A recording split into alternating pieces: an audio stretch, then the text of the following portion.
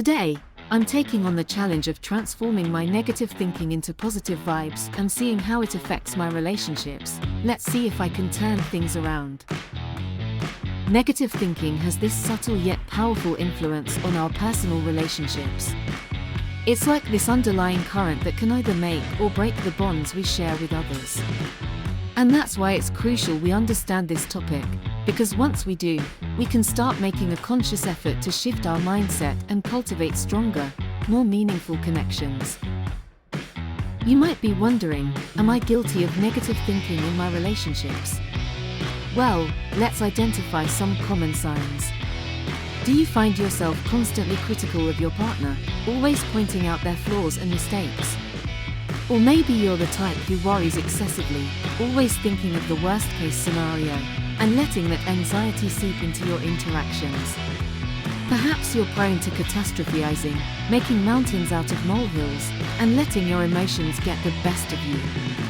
If any of these sound familiar, then you're not alone.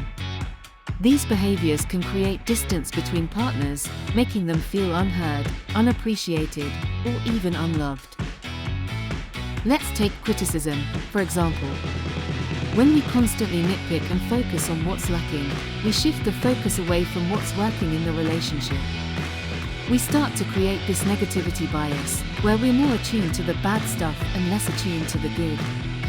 And before we know it, our partner starts to feel like they're walking on eggshells around us, never knowing when we'll lash out or find fault in something. That's not a healthy dynamic, and it's definitely not conducive to building trust and intimacy. The same goes for excessive worrying. When we're always thinking about what could go wrong, we're essentially preparing ourselves for the worst-case scenario. And what happens when our partner tries to reassure us or offer words of comfort?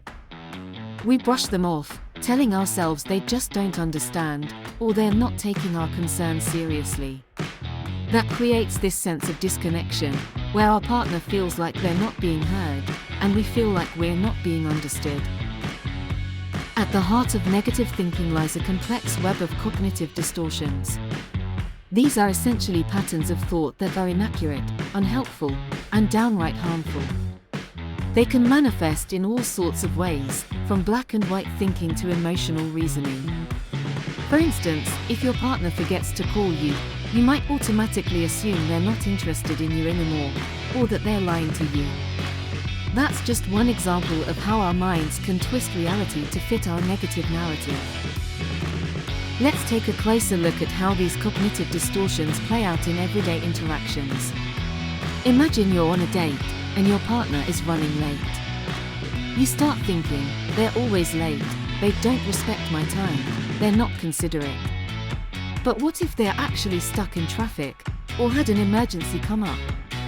Our minds can spin out of control, creating this elaborate tale of rejection and abandonment.